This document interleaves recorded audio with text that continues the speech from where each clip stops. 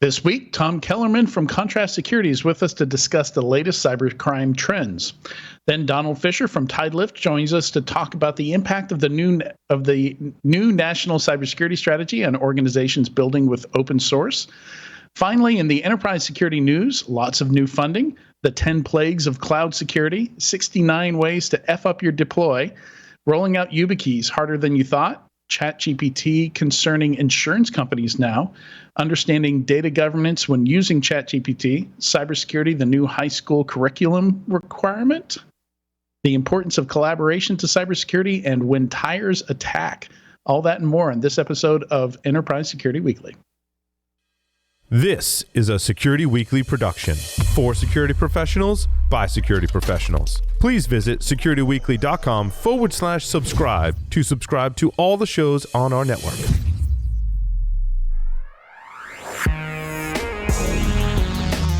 Broadcasting live from G-Unit Studios in Rhode Island, it's the show where we talk security vendors and aren't afraid to name names. It's Enterprise Security Weekly.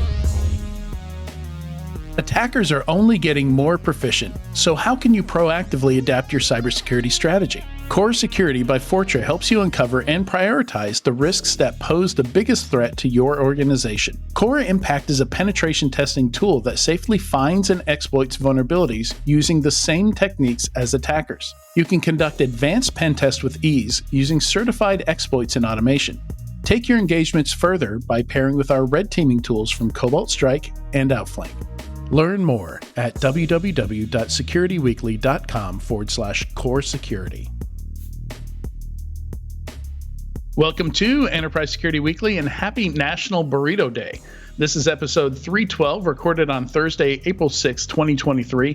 I'm your host, Adrian Sanabria, and joining me is the Czar of Zero Trust, the captain of content, Katie Tytler. How are you, Katie? I'm a little disappointed, Adrian. You did not tell me about National Burrito Day before lunch. Well, you know, you can always have burritos for dinner. I suppose that's true. But hey, there's nothing bad about a National Burrito Day, or even a not National Burrito Day. Just a day with a burrito is a good day. It is. It is. They are truly the best sandwich, are they not?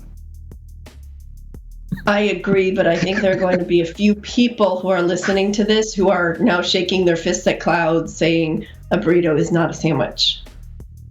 It is the best sandwich because nothing can fall out of it as long as it's made properly. Whereas I think the trick is when they put it in tinfoil or a wrapper and you can like squeeze it all in while you're eating it. Mm-hmm. So you don't push all of the goodness down and splat at the bottom. I remember teaching my kids, I was like, no, you don't take the foil completely off. You kind of peel it down as you eat it. Like, just in case it's leaking on the inside there, you want to leave that foil in place. Anyway, burritos are tasty. Have a burrito today. It's National Burrito Day. And also, we've got an announcement here. Join us at an upcoming official cybersecurity summit in a city near you. In fact, there is one in Nashville near me. This series of one-day invitation-only executive-level conferences are designed to educate senior cyber professionals on the latest threat landscape. We're pleased to offer our listeners $100 off admission when you use code SECWEEK23. That's SEC Week 23 to register. Visit securityweekly.com/cybersecurity summit to learn more and register today. All right, for our first interview here, last week we talked with, hold on here. Do I have the right one here? Give me just a moment. I think my notes might be a little confused here, a little backwards here. Today we've got Tom Kellermann with us. He's the Senior Vice President of Cyber Strategy at Contrast Security. And today we're going to talk about the current impact of financial institutions and the current state of cyber attacks and why things aren't really working as smoothly as they should be. So welcome to the show, Tom. Thank you for having me. Yeah, absolutely. It's So you've got a report out, but we want to talk about more than just a report. And these reports are always interesting, to see what's actually happening on the ground, to understand what's actually happening in a lot of these breaches that occur. In fact, that's something that I do a lot on the side is I analyze these, especially when we have a lot of details of how these breaches go down. And I think there's a bit of, things shifted quite a bit in the last 10 years in how attacks happened. And I think one of the most important bits is not the piece that we see, not the malware that ends up on our systems, but kind of how, maybe Tom, you can talk a little bit about how these criminal organizations run and the important piece that changed on their side. Sure. So, according to the World Economic Forum, the economy of scale of the dark web is the third largest economy in the world, over $1 trillion there. And you see this Pax Mafiosa that exists between intelligence services from 4 rogue nation states and these very significant cybercrime cartels. And they are cartels. They're very cartel-like in how they're structured in the professionalization of various skill sets. But also I would suggest for everyone to understand that the game has changed. They don't just want to burglarize the environment, they want to hijack it. And please don't limit your perspective here to ransomware. The adversary of today wants to turn your organization into a supply chain attack. Regardless if you're in technology or not, they literally want to enter your environment and use your digital transformation to launch attacks against your constituency. And so how you defend against that is really the name of the game. But you're also dealing with the same adversary that's willing to fight back when you respond to them. Counter-incident response is surging, and in many cases, they become truly punitive, and they'll drop wipers in your systems or ransomware NotPetya style to punish you when you react to them too loudly. And so for a long time, we've been defending against the breach, and now we have to defend against an adversary that's going to fight back in the environment, that's willing to become destructive, and most importantly, wants to use your infrastructure to attack your constituency. Right. And I think the interesting thing here is for a long time, everything was very automated and opportunistic, right? It's just you'd release malware out into the wild, or set up, whatever malicious website you're going to send people to and then do like a phishing campaign or something like that. And this kind of shift to focus on, getting into an environment, getting persistent, and kind of squeezing one organization for all they're worth.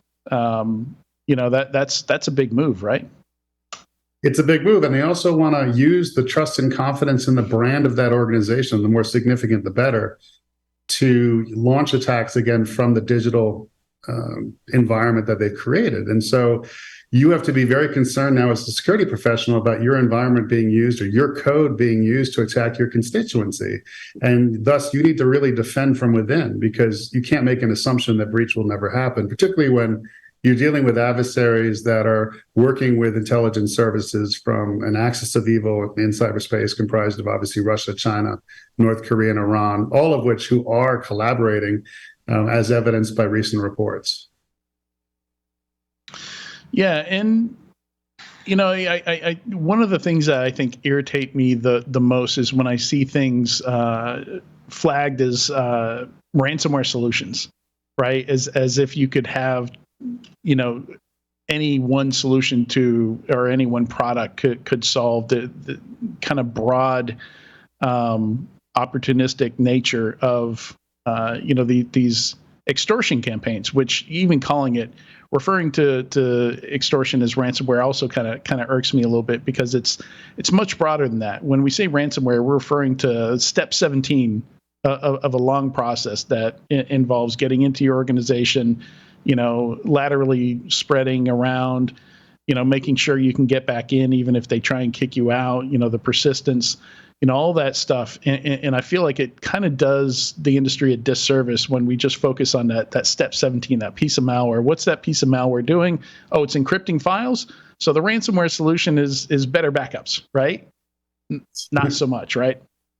completely agree with you. And also, I think people forget two things about ransomware. So, ransomware has become commodity attack code because of the nature of which these cybercrime cartels develop this ransomware and then, obviously sell it or lease it to affiliates who use it. But they do that for like three main reasons. One of which is those folks pay them. Number two is that whenever they deploy ransomware in the wild, the affiliate that is, there's always a rat associated with that, or another C2 on a sleep cycle that the primary developer of the ransomware can then just teleport themselves into the environment because you've just made them Johnny Appleseed, right?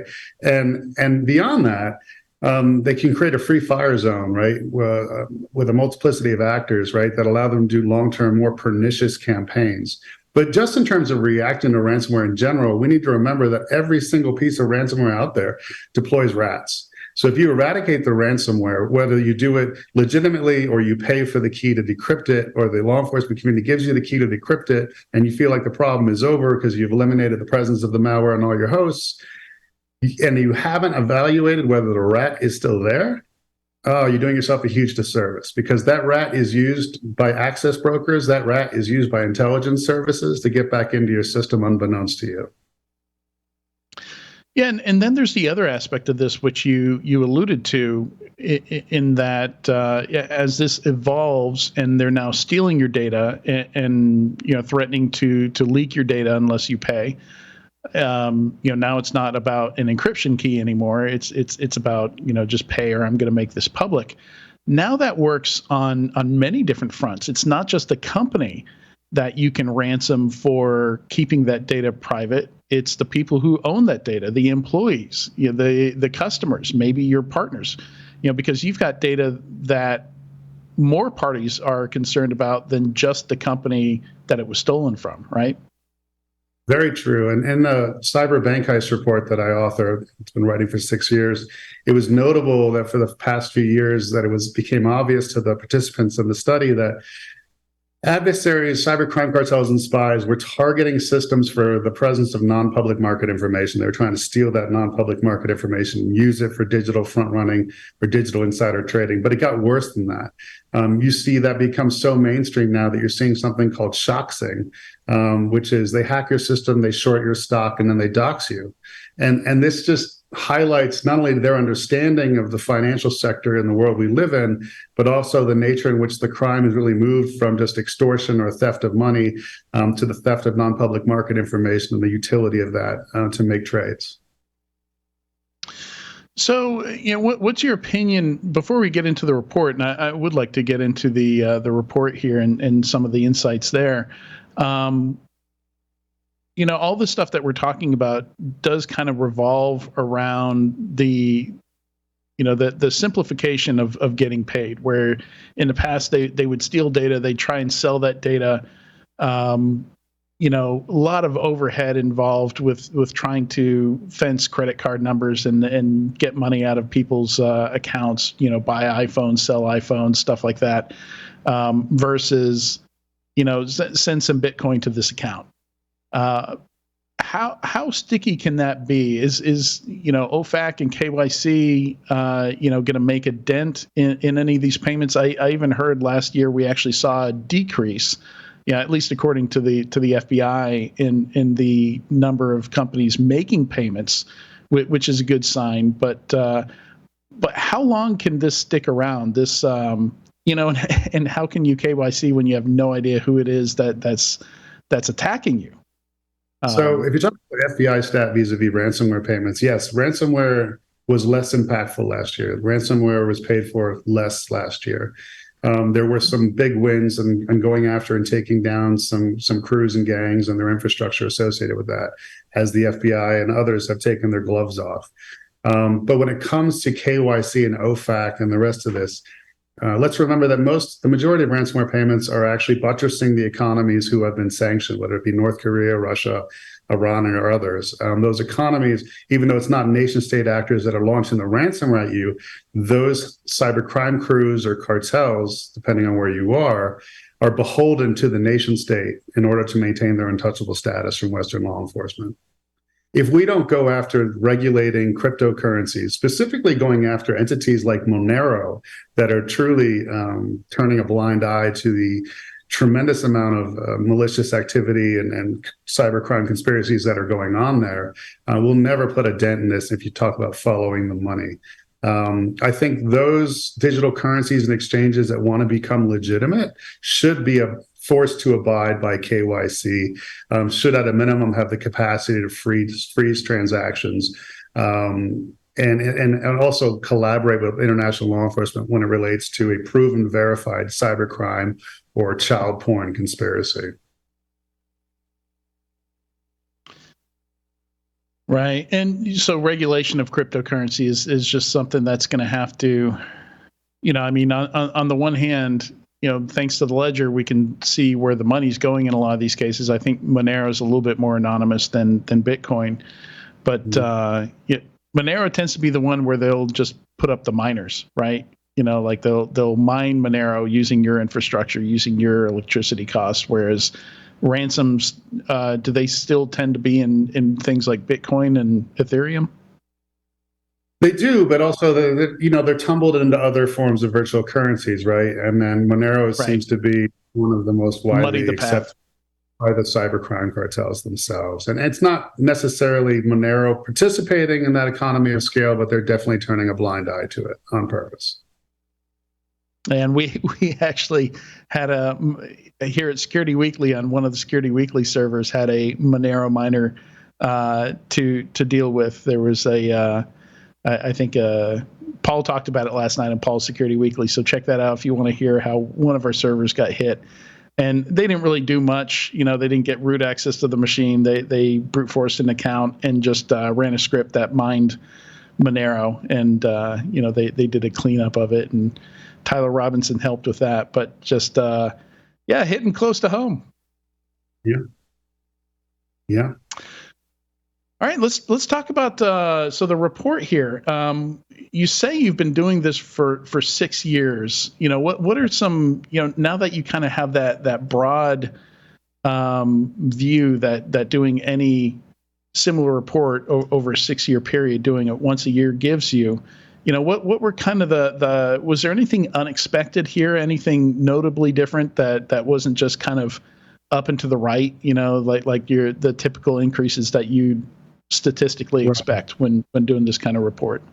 So again, my perspective over the 6 years has changed. I was, chief cybersecurity officer at Carbon Black when I first started writing this, and then Carbon Black was acquired by VMware, and I was the head of cybersecurity strategy there. So I had different financial sector customers, right? And that some were more proactive than others. And now I'm at Contrast Security, where the majority of our customers are financial institutions.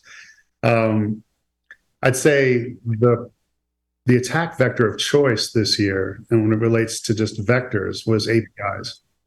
And we really need to begin to pay attention to that. Many financial institutions are using APIs for various utilities, but particularly for electronic finance and for their migration to virtual currencies and other things, and also the APIs that are used for the development of their own code and applications. And API is now the new perimeter. So that's something I definitely noticed from a vector perspective that was significant. From an e-fraud perspective, it's something that I've already spoken to, but it's really this digital front running becoming more pervasive. But the two trends that continue to increase year over year, one is island hopping, which is basically they hijack your environment to use it to attack your constituency. And the other is this increase of destructive attacks. Whether those destructive attacks dramatically increase because of geopolitical tension, or whether they increase because of counter incident response, right? You're going to react to me, so I'm going to set your house on fire, is unbeknownst to me. But those trends continue to go up. Yeah, it's interesting. Like the destructive stuff, we tend to associate more with state-sponsored hacking, right? Like the Saudi Aramco case with Shamoon, where they, it impacted the global hard drive market because they, whatever that attack did, forced them to have to physically replace the storage devices. And so Saudi Aramco suddenly had to buy 30,000 storage devices, whether those were, I don't know if those were mechanical or SSDs or whatever, but yeah, it's scary stuff, especially as we go through times where there's chip shortages and stuff like that, like destroying equipment or destroying data. I don't know if you're talking about well, from the AppSec perspective, you're probably talking about software, maybe virtual instances and containers. No. Look, no, adversaries sometimes will drop wipers in systems just to punitively punish the defender because you're trying to terminate their C2 or eliminate their rat, or you're attempting to fingerprint and tendril back to them. And there's no reporting requirements around that. In addition, the Russian government or intelligence services or cybercrime cartels, whatever you want to call that nexus of miscreants, they've released over 14 different new wipers, right, into the wild since the beginning of the invasion of Ukraine. And those are not just being used by the Russian intelligence services, they're being used by Russian cybercrime crews and cartels. This is compounded by the fact that sometimes actors will just use ransomware in a NotPetya fashion to punish you because you're reacting to them, or they'll turn on an encryption algorithm that was dormant on a system to punish you, to freeze you up while you try to react to them. So I think this really challenges, how we need to modernize incident response. We're being too loud, frankly, and we need to become more clandestine in how we react to these types of folks. Oh, interesting. So they're actively watching for efforts to remove their stuff. That's right. And that's why you always need to remember that these cybercrime crews, particularly the Russians, for example, will always deploy a secondary C2 on a sleep cycle. So the second you terminate their original C2, they now know you're onto them. And now they're going to come back in and they may choose to become punitive. Yeah. I remember the case with Code Spaces. That's how they went down. And that was all in AWS cloud. But yeah, basically they didn't check for backdoors before, resetting all the passwords and stuff like that. And they just deleted all their stuff. And they had everything in there, including their backups, was all in AWS. And it all got deleted. But fun finding, injection attacks are increasing. And folks will say, Tom, I got a WAF. Well, WAFs are easily bypassed by coded commands or attacks from back-end systems that you may have a persistent presence on. You're maybe going to slow them down for 10 minutes. Or you just overwhelm them, right? And then there's too much noise. But the reality is that injection attacks are back. They're here to stay. We need to really from a vector perspective, we need to pay close attention to how we actually protect in runtime. Yeah. Yeah, and so back to the wipers. Are those mostly wiping data off the systems? Or are you also seeing cases where maybe they'll brick the firmware and make the hardware device unusable as well? Both. And both, again, it's not specific to my vantage just at Contrast. It's specific to the dozens of financial institutions who participated in this study. And so depends on the institution, depends on whether the institution in many cases participated or complied with economic sanctions against a specific nation state. You will see much more virulence by the threat actors in that regard. So there's so many components to these attacks, so I think, maybe next we can talk a bit about where are defenders' efforts best spent here? Like, it's already interesting, something I hadn't really heard anybody say before is that defenders need to be more clandestine, to avoid the attacker taking any kind of, causing any damage.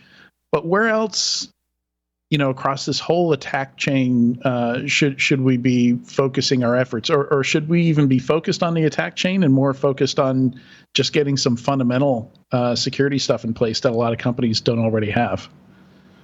So I would suggest that we need to invert the security paradigm, move away from the defense in depth, castle-like structure of the standards bodies, and really move towards something that looks much more like a supermax prison. And I say that because I live in Colorado and the original one's down the road here. And the Supermax prison was developed not only by the best social psychologists in the world, but the best prison architects. And the reason why they use social psychologists is because they realized that the worst of the worst prisoners in the world, whether they be terrorists or criminals, has cults of personality and ended up taking over the prisons from inside out, right? And these geniuses, these Machiavellian geniuses per se, had to be dealt with in a psychological fashion as well as an architectural fashion. And I think that's what we need to fight for. We need to inhibit the capacity of the adversary to move freely in a lateral fashion through our environments. We need to inhibit the capacity of the adversary to garner external resources in the environment. We need to inhibit their capacity to leave the environment with anything from the environment. We need to inhibit their capacity to be situationally aware in our environment. And so I really challenge us all to believe in this construct of defending from within. And how do we achieve what's called intrusion suppression, right? So can you detect, can you deceive, can you contain and divert and then hunt an adversary unbeknownst to an adversary? And really to do that, I think we need to deal with a number of things. I do think XDR is part of the answer there because it provides us with greater situational awareness across networks and endpoints, regardless of whether you believe in the open XDR model or the closed. I do think that we need to really focus on, the vectors of a choice today are API attacks and injection attacks to get in. And many of those attacks can be solved for with runtime protection. I think we need to increase weekly threat hunting, but also expand that to the board, expand that to the C-level, which has always been taboo for us as threat hunters, given my background. I do think micro-segmentation of networks is an imperative. Just-in-time administration coupled with, complete least privilege should be an imperative. No one should have administrative rights in perpetuity. I think we need to do a better job of defending our APIs or understanding even how many we have and where they end. And then I think we can do more interesting things like employing micro-sharding for the exfiltration of data or using more deception technology along attack paths that we can't truly harden. But we need to get beyond perimeter defense. We need to invert the security paradigm, make it look much more like a supermax prison than a castle. Yeah, I'm definitely getting some Arkham Asylum Joker vibes here with you talking about the cults of personality and taking over the prison. Maybe talking about some zero trust ideas here. And that lateral movement is just way too easy inside environments, and a lot of it's Windows, right? It's still just Active Directory in Windows that partially, at least from what I'm seeing, that makes it so easy to grab creds and move around. Agreed. But with zero trust, I think zero trust needs to itself be modernized just a bit, which is verify then trust. And continuously verify, and not just identities, but applications and environments, and verify through ground truth, through having sufficient telemetry, that there are no behavioral anomalies existing in those environments, in those applications, et cetera. As it relates to Microsoft Active Directory and other challenges that they face, there's a trend now, I call it reverse business email compromise, that is ongoing, particularly in the financial sector, where the adversary will basically hijack the administrative rights to the O365 environment. And then they'll use that to selectively send fileless malware via email to the board, to C-level folks, et cetera, thus attacking them from inside out. It was a pioneered technique by Turla, which is a famous Russian group, but it's becoming much more mainstream. And we need to be very concerned with those types of trends. So when you were explaining this philosophy of architecting from the inside out, it makes a lot of sense, but you talked a lot about the technological things that companies can do. And we all know that technologies in and of themselves, that's just a piece of the puzzle. So from a processes point of view, from a people point of view, how do we update and upgrade? Because I agree with you. I think that this is zero trust, but it's not just the small piece of zero trust that has been marketed to us. I think zero trust in its original description was much broader than identities, or at least, human identities or device identities. So how do you incorporate all of that? How do you broaden that out to make sure that the people and the processes are keeping up with the technologies? Because you can't just plug and play in XDR or any of the other technologies that you mentioned and expect it to, keep all the criminals in their cells. Completely agree. I think it begins with a mission statement and the thesis that, as a successful corporation, government agency in today's world, the adversaries that you face want to hijack your environment and use it to attack your constituency. So this is now a brand protection mission. Because your brand is going to be used and the digital essence of your brand and the connective tissue you have with the outside world will be used to attack your constituency. So you're trying to solve for that now. And in doing that, you really want to manifest through policies, procedures, and technologies this construct of intrusion suppression. How, in the end of days, will you detect, divert, deceive, contain, and hunt an adversary unbeknownst to an adversary because you don't want that escalation I've described? And so if you weave your policies, procedures, and technologies around that subset, I think you'll be more sustainable and more vigilant in your posture given today's world. That, of course, brings up the issue that this makes defending a lot more complicated, right? Truth. Because this is ongoing. It's always evolving. It's taking the behavioral aspects into account. It's not a static thing. And with so few people, well, I don't want to say so few people, but with not enough staff in a lot of organizations, what are some of the ways companies can handle that? True. Well, first, from a governance perspective, and this must happen. I'm hoping it happens with regulation someday, but CISOs should be reporting directly to CEOs. Enough already. We need the defensive coordinator reporting to the head coach, not to the offensive coordinator, which is what I call a CIO. In addition, I'm hoping the SEC tentative guidance does mandate that cybersecurity specialists have to be on boards, so that the CISO has that advocate and that second pair of eyes on the boards to change the culture that we've been enduring for a long time now, which is this culture that the internet technology is pacific versus the guerrilla warfare that we see out there on a regular basis. In addition, I think the metrics should change to mean time to remediation of the campaign, MTTR of the campaign itself, not just of the vulnerability, the gap, the configuration change, et cetera.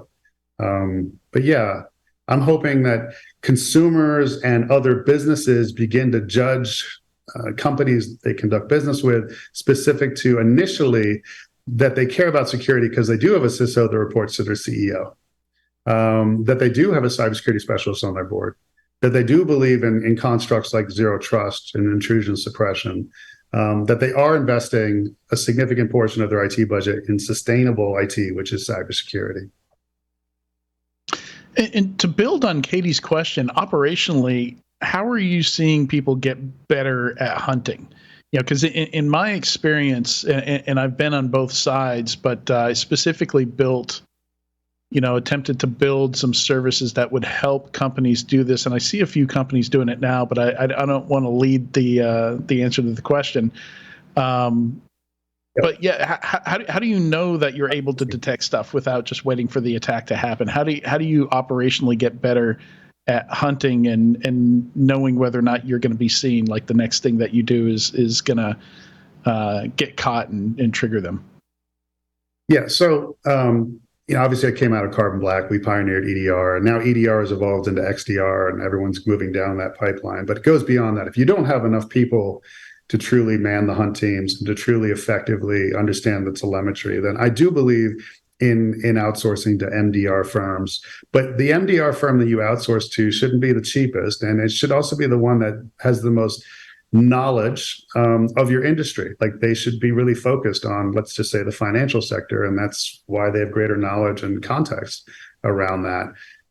I do think there's a nexus as well between threat hunters and cyber threat intelligence.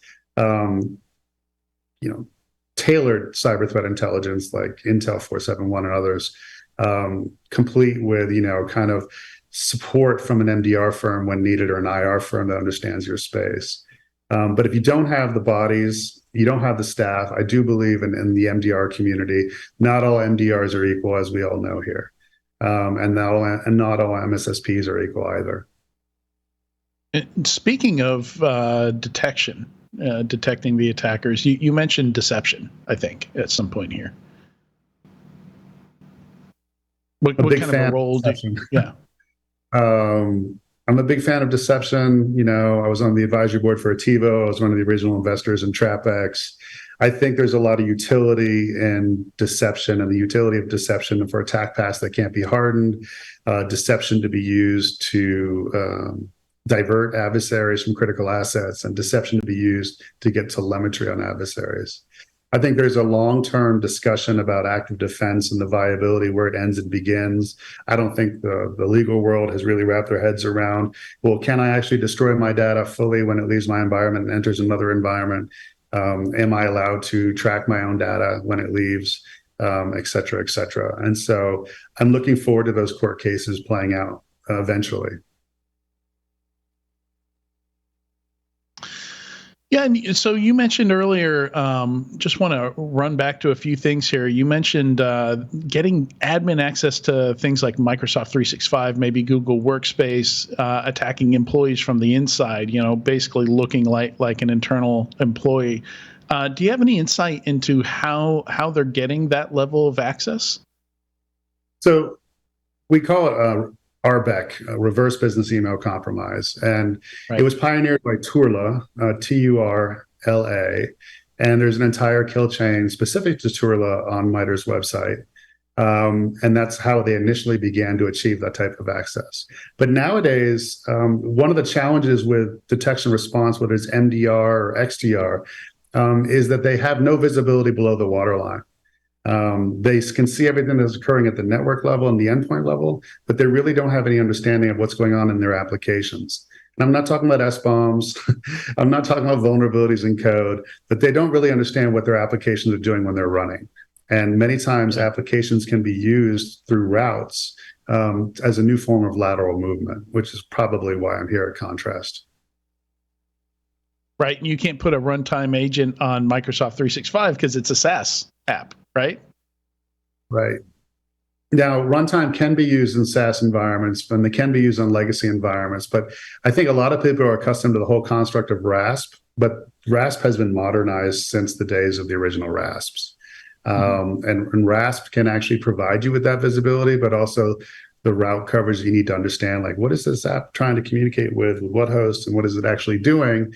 And especially when you invert the security paradigm to understand that the adversary of today that's targeting you wants to use your code, wants to use your network, wants to use your endpoints to attack your constituency. They don't want to just rob you. And that's really the cultural and defensive shift that's necessitated here, is that recognition. Right. Yeah, understanding the adversary's motivations and to understand how they're going to go after this stuff. Definitely. A few more. Yeah. So runtime protection, totally agree with you there. I think the wonderful thing about RASP and runtime protection is that when you're that close, when you have that perspective, evasions don't really work anymore, right? Because you can directly see the outcome and the actions of those things. Whereas in a WAF or something like that's in line, evasions seem a lot tougher, to more like a game of leapfrog there. And WAFs can't see when the attack from behind, right? When a backend system is attacking, exactly what the WAF detecting, and okay, you can't, you know what I'm saying? So it's just crazy. But beyond all that, I just want to say this, that I think we really need to pay attention to this, the future of TTPs. And the future of TTPs are going to be within applications. Because as we've known for a long time, TTPs are typically relegated to the network traffic layer, to the endpoints, behavioral anomalies on both of those. But when you think about the fact that most defenders and most MDR firms and most XDR capabilities have no visibility into the code, then things get really interesting, which is why like Log4j is still a problem. And those type of 0 days are being used to manifest. It's still a huge problem out there. And there was another term that you used that I don't think I fully understand. When you were talking about island hopping, I'm just trying to grok exactly what that is and who's being targeted in that situation. Maybe if you could give like an example of island hopping. So SolarWinds was an island hop. Now you're going to say, well, Tom, that's a supply chain attack. And the reason why recouched it as island hopping is that if you merely think that supply chain attacks only happen to tech vendors, you're wrong. The name of the game now is to get into your environment, regardless of how they get in, and then to use your supply chain, your information supply chain, your customers, etc., as an island hop. Make sense? So that's why I call it island hopping, because when people hear supply chain attack, they think, oh, technology firm, bad at security, their customers got polluted. But the type of adversary that's willing to do that isn't going to get to the customer and then stop. You know what I mean? They're going to keep going because it's been very successful for them to leapfrog continuously through and through. Right. It's the benefit of, hack once, benefit many times. I guess is kind of the idea here. Getting access to well, again, I mean, it goes back to the same thinking as, hey, if I steal your data, I can not only ransom you, but I can ransom your employees, I can ransom your customers, I can ransom all these groups at the same time, and get paid 2, 3, 4 times. It's and like 6% of the financial institutions that participated in the study this year said that they saw the adversaries attempting to use their infrastructure to attack their constituencies. That's as a crazy. stepping off point. Yeah. It's like you're going to the bank and then you're being held hostage in the bank. Well, everything's as hyper connected as everything is. Like we were talking about SaaS. Why wouldn't I go after the and we've seen companies go after, you're talking about not all MDR firms are the same. We've seen MSSPs targeted, right? Yep. Successfully so. And so, back to the original questions that were asked, we really need to invert the security paradigm. We must defend from within. It is a holistic approach. If you believe in zero trust, then please apply more broadly than just to identities. Please be able to verify, then trust continuously, right? And then understand that the adversaries that you face today are willing to become destructive. And the name of the game for them is to hijack your digital transformation. I think that's, I couldn't have written a better wrap to this interview than that, Tom. Thank you so much for joining us on Enterprise Security Weekly today. This has been great. I appreciate you very much. Have a great weekend. All right, and stay tuned. When we come back, we're going to talk securing open source software with Donald Fisher from Tidelift.